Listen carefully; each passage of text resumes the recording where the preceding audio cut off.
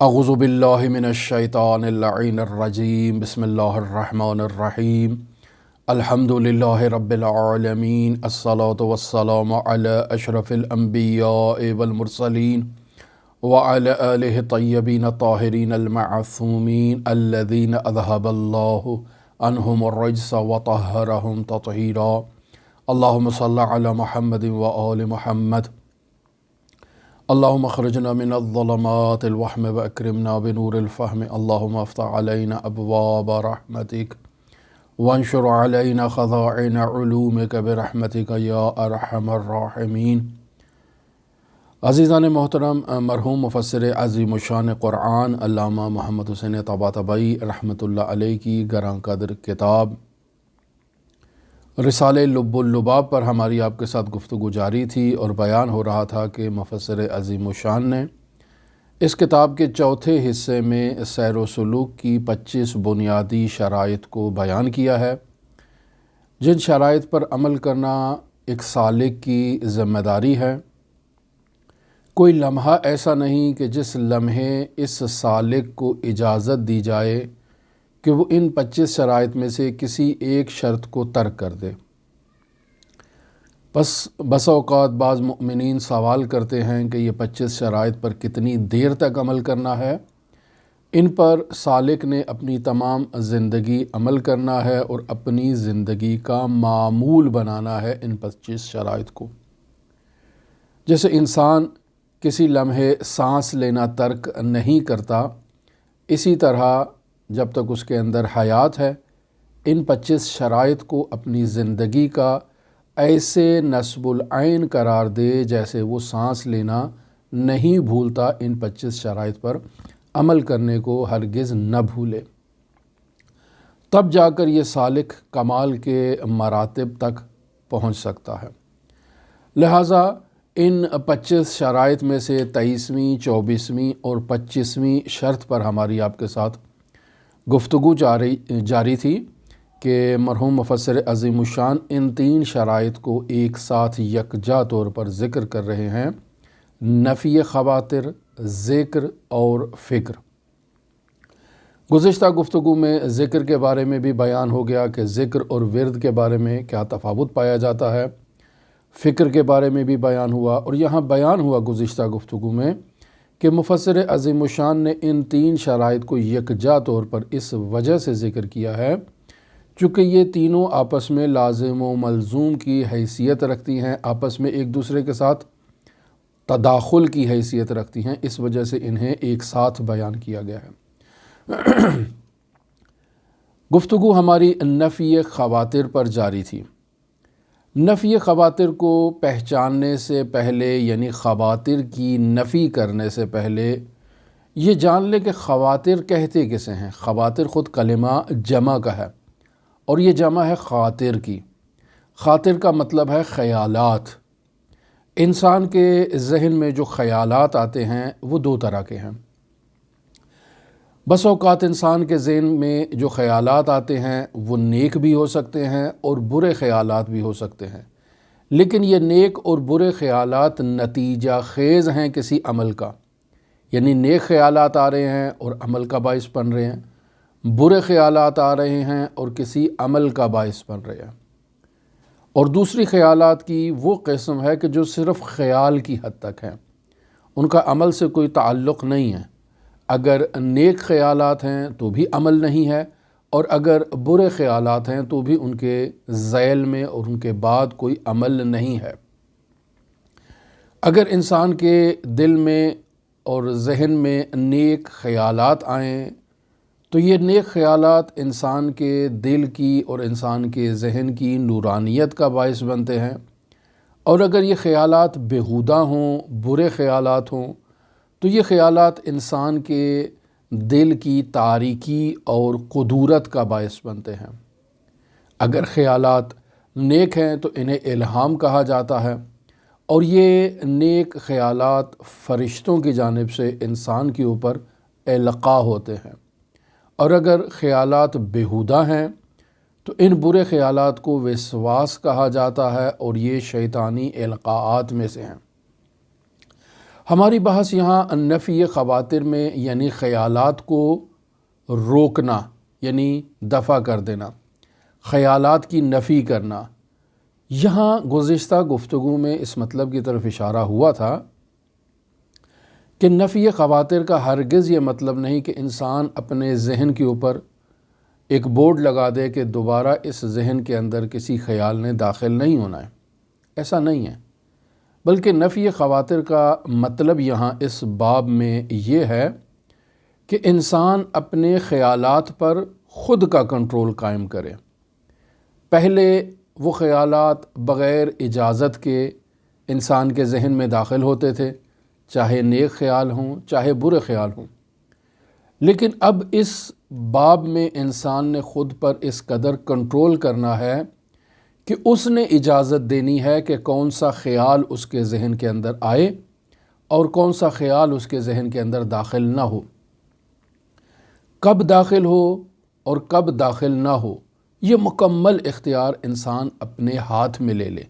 نفی خواطر کی بحث کا بنیادی مقصد سیر و سلوک میں یہی ہے کہ ایک سالک، ایک عارف اس قدر خود پر کنٹرول حاصل کر لے کہ وہ اپنے افکار اور اپنے خیالات پر اس قدر کنٹرول رکھتا ہے کہ اس کی اجازت کے بغیر کوئی بھی خیال اس کے ذہن کے اندر داخل نہیں ہوتا۔ لہٰذا اس کام کو عملی جامہ پہنانے کے لیے یعنی نفی خواطر پر اس قدر تسلط اور کنٹرول حاصل کرنے کے لیے مختلف طریقے بیان کیے گئے ہیں، یعنی سیر و سلوک میں بھی مختلف طریقے اس کے لیے بیان ہوئے ہیں۔ آج کل کے جدید دور میں معاشرے کے اندر بھی مختلف طرق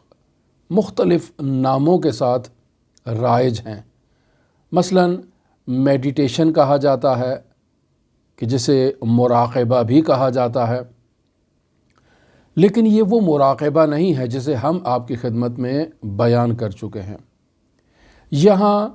اس میڈیٹیشن میں اور مراقبے میں جو رائج اصطلاح استعمال کی جاتی ہے کہ انسان کسی ایک وقت میں بیٹھ جاتا ہے اور اپنے ذہن پر توجہ کرتا ہے اور اپنے اندر جھانکنے کی کوشش کرتا ہے تاکہ خود پر کنٹرول حاصل کر سکے اور اس عمل سے اسے روحانی طور پر اور جسمانی طور پر سکون مل سکے۔ جبکہ ہم نے جو مراقبہ بیان کیا وہ 24 گھنٹے سے متعلق تھا کہ انسان نے اپنا خیال رکھنا ہے دن بھر میں 24 گھنٹوں کے اندر کہ اس سے خداوند متعال کی کوئی نافرمانی سرزد نہ ہو۔ تمام 24 گھنٹے وہ اپنا خیال کرے گا، اپنا مراقب رہے گا، اپنا خیال رکھے گا کہ اللہ کی نافرمانی اس سے سرزد نہ ہو، اللہ کی اطاعت اس سے کوئی ترک نہ ہو۔ یہ خیال رکھنا ہے دن بھر اس نے، اور رات کو سونے سے پہلے اس نے اپنا محاسبہ کرنا ہے اور تمام دن بھر کی فلم کو اس نے مشاہدہ کرنا ہے، یعنی سوچنا ہے کہ آج صبح سے لے کر شام تک اس نے کیا عمل کیا، کیا کام کیا، آیا کوئی خدا کی معصیت تو نہیں ہوئی، کوئی خدا کی اطاعت اس سے ترک تو نہیں ہوئی۔ تو اس کے بعد جب وہ اپنے دن بھر کے کاموں کا رزلٹ مشاہدہ کرے گا تو اگر کوئی نافرمانی ہے تو اس محاسبے کے بعد وہ خداوند متعال کی بارگاہ میں عفو و درگزر کا اور توبہ کا مطالبہ کرے گا، اور اگر اطاعت پروردگار سے اس کا تمام دن گزرا ہے تو وہ خداوند متعال کا شکر ادا کرے گا کہ اللہ نے اسے آج کے دن نافرمانی سے دور رکھا اور اپنی اطاعت کے فیض سے نوازا۔ یہ مراقبہ تھا جسے ہم آپ کی خدمت میں بیان کر کے آئے، لیکن وہ مراقبہ اور وہ میڈیٹیشن جو آج کل کے معاشرے میں رائج ہے، اس میں انسان اپنے دن بھر کسی ایک ٹائم پر بیٹھتا ہے اور اپنی افکار کو جمع کرنے کی کوشش کرتا ہے، متمرکز کرنے کی کوشش کرتا ہے، اور اس تمرکز کے نتیجے میں جسمانی طور پر اور روحانی طور پر سکون حاصل کرتا ہے۔ پس پہلا بنیادی مقصد آپ کی خدمت میں بیان کرنے کا یہ تھا کہ میڈیٹیشن جسے مراقبہ کہا جائے، یہ وہ مراقبہ نہیں ہے کہ جو ہم بیان کر کے آئے ہیں، بلکہ اس کی شباہت زیادہ تر نفی خواطر سے ہے کہ جو ہم اب اس بحث میں آپ کو بیان کر رہے ہیں۔ پس میڈیٹیشن کا اگر ہماری بحث کے ساتھ ربط تلاش کیا جائے تو اس کا ربط مراقبے میں جا کر نہیں ملے گا، آپ کو نفی خواطر کی بحث میں اس کا ربط ملے گا۔ اور اس کلمے کا ترجمہ اگر آپ مراقبہ کریں تو وہ ہماری اصطلاح کے مطابق درست نہیں ہوگا، بلکہ اس کا ترجمہ آپ کو نفی خواطر کی صورت میں، یعنی خیالات پر کنٹرول کرنا، قابو کرنا اور خود پر کنٹرول کرنا، اس انداز میں اگر اس کو آپ لے کر آئیں تو وہ زیادہ بہتر ہے۔ معاشرے کے اندر جو میڈیٹیشن اور نفی خواطر سے متعلق جو طریقے رائج ہیں، ان میں اکثر طریقے ایسے ہیں کہ جو نہایت ہی خطرناک ہیں اور انسان کے لیے نہایت نقصان دہ ہیں، لیکن تمرکز کے لیے یہ اچھے ہیں۔ یعنی انسان اگر ان طریقوں پر عمل کرے تو وہ متمرکز ہو سکتا ہے، اپنی سوچ کو ایک جگہ متمرکز کر سکتا ہے، جسمانی اور روحانی سکون کو حاصل کر سکتا ہے۔ ہماری بحث اس موضوع کے اوپر نہیں ہے، نتیجے کے اوپر ہماری بحث نہیں ہے کہ آیا انسان یہ جو نفی خواطر کے طریقے آج کل کے دور میں معاشرے میں رائج ہیں، ان مروجہ طریقوں پر عمل کرے تو کیا انسان کو نتیجہ ملے گا یا نہیں ملے گا، اس پر بحث نہیں کر رہے ہیں۔ یقیناً انسان اگر محنت کرے گا تو اس کو نتیجہ ملے گا، جسمانی اور روحانی سکون اس کو ملے گا، لیکن ہماری بحث یہ ہے کہ ان میں بعض طریقے ایسے ہیں جو نہایت خطرناک ہیں، اور اسلامی تعلیمات میں یہ طریقے بیان نہیں ہوئے ہیں۔ بعض طریقے ایسے ہیں کہ جن کی باقاعدہ ممانعت کی گئی ہے اور اس سے انسان کو روکا گیا ہے، اور انسان کے اعتقادات میں بعض طریقے ایسے ہیں جو کمزوری کا باعث بنتے ہیں، انسان کو بت پرستی کی طرف لے جاتے ہیں، انسان کو خداوند متعال کے انکار کی طرف لے جاتے ہیں۔ لہٰذا یہ جو میڈیٹیشن کے طرق بیان ابھی میں آپ کی خدمت میں کروں گا، ان کی تجویز نہیں کی جاتی ہر کسی کو، اور اس کے لیے بہت ہی ماہر افراد کا ہونا یا خود استاد کا ہونا، جو سیر و سلوک میں بیان کیا گیا ہے کہ استاد کی رہنمائی کا ہونا، استاد کا ساتھ ہونا، وہ استاد جو مقام فنا فی اللہ اور بقا باللہ کے مرتبے پر فائز ہو، وہ استاد جو مقام لاہوت کا مکین ہو، وہاں سکونت پذیر ہو، ایسے استاد کی رہنمائی میں اگر انسان نفی خواطر کے ان طرق پر عمل کرے تو بعض طریقے ایسے ہیں کہ جن پر انسان کو اجازت دی جاتی ہے کہ وہ ان پر عمل کر لے۔ یہاں اس کتاب میں مفسر عظیم الشان نے اس تفصیل کو بیان نہیں کیا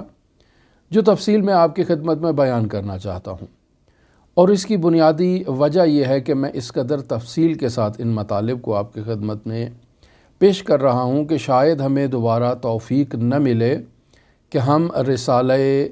سیر و سلوک کی مانند اس طرح کے گراں قدر مضامین پر دوبارہ آپ کے ساتھ گفتگو کر سکیں۔ نہیں معلوم خداوند متعال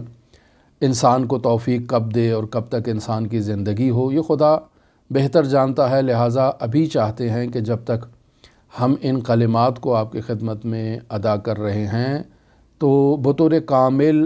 ان مطالب کو آپ کی خدمت میں نقل کرنے کی کوشش کریں۔ لہٰذا مرحوم سید مہدی بحر العلوم کے رسالے سیر و سلوک سے بھی استفادہ کیا گیا، اور اس رسالے کے ذیل میں حاشیے میں آیت اللہ سید محمد حسین حسینی طہرانی نے بھی کافی تفصیل کے ساتھ بعض مطالب کو نقل کیا۔ لہٰذا ان مطالب پر بھی توجہ ہے ہماری، اور کوشش یہ ہے کہ نسبتاً جامع مطلب آپ کی خدمت میں پیش کرنے کی کوشش کی جائے۔ تو آیت اللہ تہرانی وہاں سیر و سلوک سید مہدی بحر العلوم کے حاشیے میں 3 طریقوں کو بیان کر رہے ہیں۔ یہاں آج کی ہماری بحث جو آپ کے ساتھ ہم نے شروع کرنا ہے وہ درواقع مرحوم سید مہدی بحر العلوم کا طریقہ بیان کرنا چاہ رہے ہیں کہ نفی خواتر کے لیے انہوں نے کون سا طریقہ بیان کیا ہے۔ لیکن اس طریقے کو بیان کرنے سے پہلے میں آپ کی خدمت میں ان 3 طریقوں کو بیان کرتا ہوں۔ پہلا طریقہ جو بیان کیا گیا ہے وہاں اس کتاب میں مرحوم سید مہدی بحر العلوم نے اس طریقے کو بیان کیا، اور وہاں آیت اللہ تہرانی اس مطلب کی طرف اشارہ کر رہے ہیں کہ ملا حسین قلی حمدانی نے اپنے گراں قدر شاگرد آیت اللہ سید علی آغا قاضی طباطبائی کو اس طریقے کی تعلیم دی جو میں ابھی آپ کے خدمت میں بیان کر رہا ہوں، جبکہ اس رسالے لب اللباب میں اس طریقے کی نفی کی گئی ہے، یعنی ملا حسین قلی حمدانی نے اس طریقے کو اپنے شاگرد کو القاء نہیں کیا اور تعلیم نہیں دیا۔ ہم فقط طریقہ بیان کرنا چاہ رہے ہیں، البتہ اس کتاب میں نفی بھی کی گئی ہے اس طریقے کی۔ طریقہ کچھ یوں ہے کہ انسان نماز فجر کی ادائیگی کے بعد اور نماز عشاء کی ادائیگی کے بعد 2 اوقات میں دن بھر 2 وقتوں میں، یعنی نماز فجر کی ادائیگی کے بعد اور نماز عشاء کی ادائیگی کے بعد کسی چیز پر توجہ کرے، یعنی باقاعدہ 4 زانو ہو کر فارسی میں کہتے ہیں، اور ہماری اصطلاح میں اسے کہا جاتا ہے کہ انسان چونکڑی مار کر بیٹھ جائے، یا عام طور پر آپ نے دیکھا ہوگا کہ یہ افراد جو یوگا کرتے ہیں باقاعدہ ایک مخصوص انداز میں وہ بیٹھتے ہیں اور کمر ان کی بالکل سیدھی ہوتی ہے، اس انداز میں انسان یوگا کی حالت میں 4 زانو ہو کر بیٹھ جائے اور اپنی آنکھوں سے، جو اس کے محسوسات میں سے ایک حس ہے یعنی بینائی کی حس، انسان بینائی کی حس کا استفادہ کرتے ہوئے کسی ایک چیز پر اپنی نگاہ کو متمرکز کرے۔ جس چیز پر انسان اپنی نظر کو متمرکز کر رہا ہے وہ کوئی لکڑی بھی ہو سکتی ہے، کوئی پتھر بھی ہو سکتا ہے، وہ سجدے گاہ بھی ہو سکتی ہے، وہ خداوند متعال کے اسماء جو مصور حالت میں ہیں اور تصویر کی صورت میں ہے، انسان ان کے اوپر بھی نگاہ دوڑا سکتا ہے، اور انسان تقریباً 40 دن تک صبح نماز کی بعد اور عشاء کی نماز کے بعد روزانہ اس طرح سے باقاعدہ بیٹھے اور اپنی ظاہری اور باطنی طاقتوں کو جمع کر کے صرف اس چیز کی طرف اپنی نگاہ کو متمرکز کرے اور صرف اس چیز کو دیکھے۔ اگر انسان روزانہ 1 گھنٹہ یا 1 گھنٹے سے زائد یا کم اس طرح سے اپنی آنکھ کو ایک نقطے اور ایک زاویے کی طرف متمرکز کرے گا، اپنی آنکھ کو کسی لکڑی کو دیکھ رہا ہے، کسی پتھر کو دیکھ رہا ہے، کسی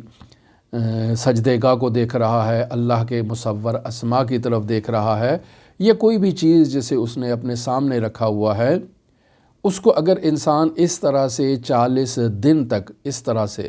اپنی تمام ظاہری اور باطنی قوتوں کو جمع کر کے مشاہدہ کرے تو یہ عمل انسان کے ذہن کی پاکیزگی کا باعث بنے گا، یعنی انسان کے ذہن سے جو اضافی خیالات ہیں وہ دور ہوتے جائیں گے، انسان کی توجہ ایک نقطے کی طرف متوجہ رہے گی، اور اس طرح سے انسان کے وجود میں تجلیات الہی آئیں گی، انسان کو روحانی طور پر اور جسمانی طور پر بھی سکون ملے گا۔ نفی خواتر کا جب وقت ہو تو ایسے وقت میں اگر انسان کسی ایسی لکڑی کی طرف اگر متوجہ ہے یا کسی پتھر کی طرف متوجہ ہے یا اسماء پروردگار میں سے کسی اسم کی طرف متوجہ ہے یا کسی سجدے گاہ کی طرف متوجہ ہے یا کسی بھی محسوسات میں کسی ایک چیز کی طرف متوجہ ہو کر وہ اپنے حواس کو اور اپنی توجہ کو ایک جگہ پر جمع کرنے کی کوشش کر رہا ہے، اور اسی حالت میں اگر اس کو موت آ جاتی ہے تو یہاں علماء کہتے ہیں کہ یہ اللہ کی طرف توجہ کی حالت میں اس دنیا سے نہیں گیا ہے، اور زیادہ اس میں یہ خطرہ بھی ہے کہ انسان دائرہ اسلام سے خارج ہو کر اس دنیا سے چلا جائے۔ اور معاشرے میں یہ جو بت پرست، یہ جو آتش پرست، یہ جو ستارہ پرست، کواکب پرست قسم کے ادیان رائج ہیں، یہ اسی میڈیٹیشن اور اسی نفی خواطر کے نتیجے میں ہے کہ جہاں انسان ایک چیز کی طرف اپنی توجہ کو متوجہ کرتا ہے اور وہاں اپنے تمام ظاہری اور باطنی حواس کو جمع کر کے اس ایک چیز کو مشاہدہ کرنے کی کوشش کرتا ہے۔ لہٰذا اس طریقے میں جو بیان ہوا، انسان اپنی زبان کا استعمال نہیں کرے گا، یعنی زبان سے کسی چیز کو، ذکر کو جاری نہیں کرے گا، صرف آنکھوں سے متوجہ ہوگا ایک چیز کی طرف، اور آنکھوں سے توجہ کے نتیجے میں انسان اپنی تمام ظاہری اور باطنی قوتوں کو جمع کرنے کی کوشش کرے گا۔ اس رسالے لب اللباب میں اس طریقے کو جہاں بیان کیا جا رہا ہے تو وہاں مرحوم سید مہدی بحر العلوم کی طرف نسبت دے کر یہ بات بیان کی جا رہی ہے کہ وہ فرماتے تھے کہ انسان جب آنکھوں سے کسی ایک چیز کی طرف متوجہ ہے اور اس کے ذہن میں اگر خیالات آ رہے ہیں باہر سے اور وہ خیالات دفع نہیں ہو رہے، دور نہیں ہو رہے، تو انسان استعاذہ سے مدد لے سکتا ہے۔ اعوذ باللہ من الشیطان اللعین الرجیم، انسان ان کلمات کو اپنی زبان پر جاری کرے جنہیں استعاذہ کہا جاتا ہے، یا انسان استغفار سے بھی مدد لے سکتا ہے، استغفر اللہ کہے، استغفر اللہ ربی و اتوب الیہ کہے مکمل طور پر۔ ان کلمات سے بھی انسان ان خاطرات کو اور ان خیالات کو برطرف کر سکتا ہے، ان اذکار کے ذریعے سے بھی۔ یا اس کے علاوہ فرما رہے ہیں کہ انسان یا فعالو یا فعالو یا فعالو کا بھی ورد کرتا رہے اپنی زبان پر، تاکہ انسان کے ذہن سے خیالات دور ہو جائیں۔ اور اگر انسان کے ذہن میں پھر بھی خیال آ رہے ہیں تو انسان اس ذکر کو بھی زبان پر جاری کر سکتا ہے کہ لا موجود الا اللہ، کہ اللہ کے سوا کوئی بھی موجود نہیں ہے۔ یا انسان خود کلمہ اللہ اللہ اللہ اللہ اس کا تکرار کر سکتا ہے بطور ورد۔ بس انسان صبح کے ٹائم نماز فجر کے بعد یا نماز عشاء کے بعد یا دونوں اوقات بیٹھ جائے، اپنی آنکھوں کو کسی ایک چیز کی طرف متوجہ کرے اور اپنے تمام ظاہری اور باطنی حواس کو جمع کرنے کی کوشش کرے، اور اگر جمع نہ ہو رہے ہوں تو ان اذکار میں سے کسی ذکر کو اپنا ورد قرار دے، اور انسان اس ورد کی مدد سے اپنے ذہن سے خیالات کو دور کرے۔ 40 دن تک انسان اس عمل کو انجام دے تو نتیجہ اس کو محسوس ہوگا کہ اب اس کے ذہن میں خیالات پہلے کی طرح نہیں ہیں جیسے پہلے اس کے ذہن میں خیالات آ رہے تھے، لہٰذا اسے اپنے ذہن پر کنٹرول حاصل ہو جائے گا۔ یہ ایک طریقہ مروجہ میڈیٹیشن اور نفی خواطر کا جو معاشرے میں رائج ہے، اور بعض لوگ اس کی تجویز کرتے ہیں۔ ایک طریقہ کار یہ ہے، ایک طریقہ کار یہ ہے کہ انسان اسی حالت میں جو ہم نے پہلے بیان کی، یوگا والی حالت یا چار زانوں والی حالت جسے فارسی میں کہتے ہیں اور ہم کہتے ہیں چونکڑی مار کر انسان بیٹھ جائے قبلہ رخ ہو کر۔ اب انسان سامنے کسی چیز کی طرف توجہ نہیں ہے، یعنی انسان اپنے حواس میں سے قوہ باصرہ کی طرف توجہ نہیں کر رہا ہے، یعنی آنکھوں سے کسی چیز کو مشاہدہ نہیں کر رہا ہے، بلکہ انسان اپنی قوہ سامعہ کا استعمال کر رہا ہے اور سماعت سے کام لے رہا ہے، یعنی انسان اپنے دل کی دھڑکن کو سننے کی کوشش کرے۔ دل دھک دھک دھک جو کر رہا ہے، انسان اپنے دل کی دھڑکن کو سننے کی کوشش کرے اور اسی طرح سے باقاعدہ مراقبہ کرے اور اس کی تمام تر توجہ اس کے دل کے اوپر ہو اور دل کی دھڑکن کو سننے کی کوشش کرے۔ ایسے 40 دن تک عمل کر سکتا ہے۔ یہ بھی آج کل کے معاشرے میں بعض لوگ اس طرح سے کرتے ہیں، یا بعض لوگ اس طرح سے بھی کرتے ہیں کہ سامنے ایک موم بتی جلا دی، انسان اس پر توجہ کرے۔ یہ بھی قوہ باصرہ کے استعمال سے ہے، لیکن اگر انسان اس کو کنٹرول نہ کر پائے اور انسان تربیت یافتہ نہ ہو تو یہ آتش پرستی کی طرف انسان کو لے جا سکتی ہے۔ وہ پہلا طریقہ جو تھا وہ بت پرستی کی طرف انسان کو سوق دے سکتی تھی اور لے جا سکتی تھی، یہ طریقہ انسان کو آتش پرستی کی طرف لے جا سکتا ہے۔ یا پھر انسان قوہ سامعہ کا استعمال کرتے ہوئے اسی طرح سے بیٹھ جائے اور ایک جگہ پر کوئی نلکا یا کوئی ایسی چیز چلا دے جس سے پانی کے قطرات ٹپ ٹپ ٹپ ٹپ کر کے کسی برتن میں گریں اور ان کی آواز انسان کو سنائی دے۔ چونکہ دل کی دھڑکن کا سننا اس ابتدائی مرحلے میں ایک سالک کے لیے بہت ہی دشوار ہے۔ وہ افراد جو نفی خواطر کرنا چاہتے ہیں یا آج کل کی جدید اصطلاح کے مطابق میڈیٹیشن کرنا چاہتے ہیں تو ان کے لیے بہت دشوار ہے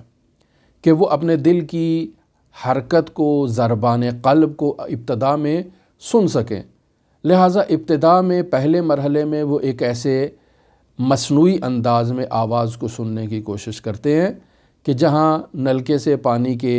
قطرات گر رہے ہیں، ٹپ ٹپ کر رہے ہیں اور انسان ان کو سماعت کر رہا ہے، اور آنکھیں بند کر کے انسان اپنی سماعت کو مضبوط کرتا ہے اور اسی آواز پر متوجہ ہوتا ہے۔ 40 دن تک انسان یہ کام کرے۔ جب اس کی یہ حالت مضبوط ہو جائے، سماعت مضبوط ہو جائے، تو پھر انسان اپنے دل کی آواز کو سننا شروع کرے۔ یہ طریقے آج کل کے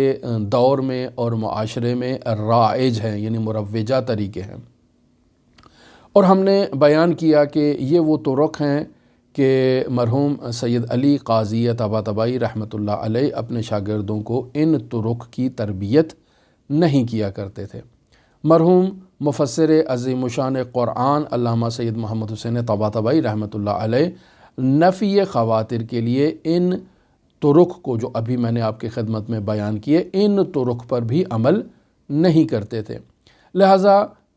کل یا پرسوں کے درس میں مفسر عظیم الشان سے جو عبارت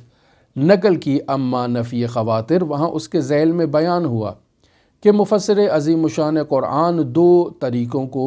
نفی خواطر کے لیے بیان کر رہے ہیں، اور یہ 2 طریقے سید علی قاضی طباطبائی رحمۃ اللہ علیہ سے انہوں نے بیان کیے ہیں اور قرآنی تعلیمات کے مطابق ہیں، اور وہ یہ ہے کہ انسان ذکر خدا سے ان خیالات کو دفع کرے، یعنی منتفی کرے، یا انسان باقاعدہ اپنے نفس پر توجہ کرنے کے نتیجے میں ان خیالات سے دوری کرے۔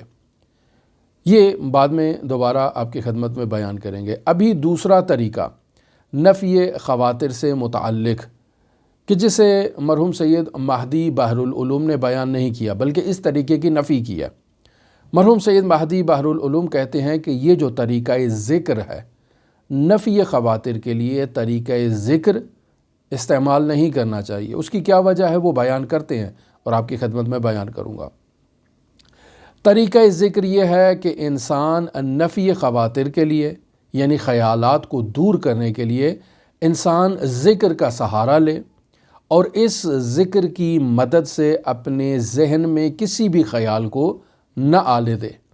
اور ہر قسم کے خیال کو اپنے ذہن کے قریب آنے سے دور کرے۔ یہ طریقہ بھی سالک کے لیے منتج اور نتیجہ خیز ہوتا ہے کہ انسان ایک جگہ بیٹھ جائے، اسی 4 زانوں کی حالت میں، اسی چوکڑی کی حالت میں قبلہ رخ ہو کر بیٹھے اور باقاعدہ یا فعالو یا فعالو یا فعالو کا ذکر کرے۔ بالفرض ایک میں مثال دے رہا ہوں، چونکہ یہ نفی خواطر کی بحث میں آغاز ہی میں بیان ہو چکا کہ یہ کام استاد کا ہے، ہم صرف بحث کو سمجھانے کے لیے آپ کی خدمت میں گفتگو کر رہے ہیں۔ لہٰذا کوئی بھی مومن جو ہماری بات کو سن رہا ہے پریکٹیکل اس مرحلے میں داخل نہ ہو، چونکہ ہم کسی کو نفی خواطر کا وظیفہ یہاں بیان کرنے کے لیے نہیں بیٹھے۔ ہم ایک بات کو سمجھانے کے لیے آپ کی خدمت میں ایک مطلب کو بیان کر رہے ہیں، اور آغاز ہی میں اس مطلب کی طرف اشارہ ہوا کہ یہ وہ مراحل ہیں، یعنی 21واں مرحلہ خود استاد کا ہونا ضروری ہے، 22واں مرحلہ ورد کا ہے، 23واں 24واں اور 25واں مرحلہ نفی خواتر ذکر اور فکر سے متعلق ہے۔ یہ آخری تمام مراحل وہ مراحل ہیں کہ جس میں استاد کا ہونا ضروری ہے، اور استاد کے بغیر اگر کوئی شخص سیر و سلوک کی ان وادیوں میں داخل ہوگا تو اس کی گمراہی کے امکانات بہت زیادہ ہیں، مخبوط الحواس ہونے کے امکانات بہت زیادہ ہیں، دیوانے اور پاگل ہونے کے امکانات زیادہ ہیں۔ لہٰذا آپ صرف سننے کی حد تک اور بحث کو سمجھنے کی حد تک ہم سے ابھی اس مطلب کو لیں۔ جب آپ کے پاس کوئی استاد ہو تو اس استاد کی مدد سے، مشاورت سے، تعاون سے آپ کو جو طریقہ استاد بتائے اس کے مطابق عمل کریں۔ ابھی صرف بحث کو سمجھیں کہ سیر و سلوک میں یہاں علماء کیا بات کرنا چاہتے ہیں۔ لہٰذا مرحوم سید مہدی بحر العلوم کا یہ نظریہ ہے کہ اگر کوئی شخص نفی خواتر کے لیے ذکر سے مدد لیتا ہے اور ذکر کرتا ہے تاکہ ذکر کے ذریعے سے اس کے ذہن میں کوئی خیالات نہ آئیں اور اس کی تمام تر توجہ اپنے معشوق کی طرف ہو، حضرت حق متعال کی طرف اس کی توجہ ہو، اور وہ ذکر کرے اور اسے ملکہ حاصل ہو جائے نفی خواتر پر۔ اب اگر انسان کو ملکہ حاصل ہو چکا اور ملکہ حاصل ہونے کے بعد اگر اس کے ذہن میں کوئی خیال آ جاتا ہے تو چونکہ وہ ذکر کے ذریعے سے اس مرحلے میں داخل ہوا، ذکر پروردگار تھا، اور اب غیر اللہ اس کے ذہن میں آیا ہے، تو یہاں اللہ بہت ہی غیرت مند ہے، اور اس غیرت مند پروردگار کو کسی غیر کا تذکرہ، غیر کا خیال، غیر کی سوچ جو انسان کر رہا ہے یہ برداشت نہیں ہوتی ہے۔ لہٰذا ایسے میں اگر انسان کے ذہن میں کوئی خیال آ جائے تو پھر خداوند متعال ایسے انسان کو اسی کے حال پر چھوڑ دیتا ہے اور خدا اس سے ناراض ہو جاتا ہے۔ لہٰذا جس شخص کو خدا چھوڑ دے اس پر شیطان کا تسلط ہو جاتا ہے، شیطان کا کنٹرول ہو جاتا ہے، اور وہ انسان کے اختیار سے باہر نکل جاتا ہے، اللہ کی فرمان برداری کے دائرے سے باہر نکل کے شیطان کی فرمان برداری کے دائرے میں داخل ہو جاتا ہے۔ یہ نظر ہے مرحوم سید مہدی بحر العلوم کی، اور ان کی رائے یہ ہے کہ نفی خواتر کے لیے وہ پہلا طریقہ جو بیان کیا وہ طریقہ مناسب تر ہے اس دوسرے طریقے کی نسبت۔ کیوں؟ چونکہ اس پہلے طریقے میں انسان کسی چیز کی طرف اپنی آنکھ کو منجمد کیے ہوئے ہے اور توجہ کیے ہوئے ہے اور اپنے تمام ظاہری اور باطنی خیالات کو جمع کر رہا ہے۔ اس طریقے کے مطابق انسان نے ذکر خدا نہیں کیا، فقط اپنے ذہن سے خیالات کو برطرف کر رہا ہے۔ جب خیالات برطرف ہو گئے تو اب دائرے میں داخل ہو رہا ہے ذکر کا مرحلہ۔ لہذا جب اس کو اپنے اوپر کنٹرول ہو گیا تو اب ذکر کے مرحلے سے وہ آغاز کر رہا ہے تو مزید آگے کمال تک پہنچے گا۔ لیکن اس ابتدائی مرحلے میں اگر کوئی خیال آ بھی جائے تو یہاں غیرت پروردگار جوش نہیں کھائے گی اور انسان کو جو ہے وہ شیطان کے اوپر واگزار نہیں کر دے گا، چونکہ انسان نے جس طریقے کا استعمال کیا ہے وہ ذکر نہیں ہے۔ لیکن اگر ابتدا ہی سے انسان ذکر کے ذریعے سے اپنے خیالات کو منتفی کرنا شروع کر دے تو جب انسان کمال کے مرتبے پر پہنچ جائے اور ملکہ اس کو حاصل ہو جائے، اور حصول ملکہ کے بعد بھی اگر کوئی خاطرہ آ جائے تو یہاں خداوند متعال ناراض ہو جائے گا اور انسان کو اس کے اپنے حال پر واگزار کر دے گا اور چھوڑ دے گا۔ لیکن اس پہلے مرحلے کا ہم نے نقصان بھی بیان کیا کہ اگر اس حالت میں انسان کو موت آ جائے تو وہ خدا پر توجہ کی حالت میں اس دنیا سے نہیں جائے گا، اور اس کے مسلمان ہونے کے بارے میں بھی شک و تردید کی جا سکتی ہے کہ اب نہیں معلوم کہ یہ دائرہ اسلام میں اس دنیا سے اس کا انتقال ہوا ہے، یہ شخص واقعاً مسلمان تھا یا نہیں، آیا اپنے عقیدہ توحید پر برقرار تھا یا نہیں، چونکہ اس کی توجہ ایک پتھر پر تھی، اس کی توجہ ایک لکڑی پر تھی، اس کی توجہ آگ پر تھی، یا اس کی توجہ پانی کے قطرات پر تھی، خداوند متعال پر نہیں تھی۔ اور اسی حالت میں یہ خداوند متعال سے غفلت کی حالت میں اس دنیا سے گیا ہے، اور اگر اس کے اعتقادات جو ہے وہ متاثر ہوئے ہیں تو پھر بہت مشکل ہے کہ یہ دائرہ اسلام میں بھی باقی رہا ہو۔ لہٰذا مرحوم مہدی بحر العلوم البتہ اس راہ کو تجویز کر رہے ہیں، اور اس راہ میں مرحوم مہدی بحر العلوم فرما رہے ہیں کہ اگر انسان کو خیالات تنگ کریں تو ان خیالات سے چھٹکارا حاصل کرنے کے لیے انسان یا فعالوں کا ذکر کر سکتا ہے، انسان استعاذہ اور استغفار کا ذکر کر سکتا ہے، لا موجود الا اللہ کا ذکر کر سکتا ہے، یا اللہ اللہ اللہ کا ورد کر سکتا ہے، تاکہ انسان کے ذہن سے خیالات آ جائیں۔ لیکن وہاں ابتدائی مرحلے میں توجہ ہے، اور پھر آگے والے جا کر مراحل میں جہاں انسان کنٹرول حاصل کر رہا ہے، آگے والے مراحل میں جا کر جو ہے وہ ذکر ہے۔ لیکن مرحوم مہدی بحر العلوم ذکر کی تجویز نہیں کر رہے ہیں، یہ ذکر کی تجویز اس استاد نے کی ہے یا اس شخصیت نے کی ہے جس سے مرحوم مہدی بحر العلوم نے اس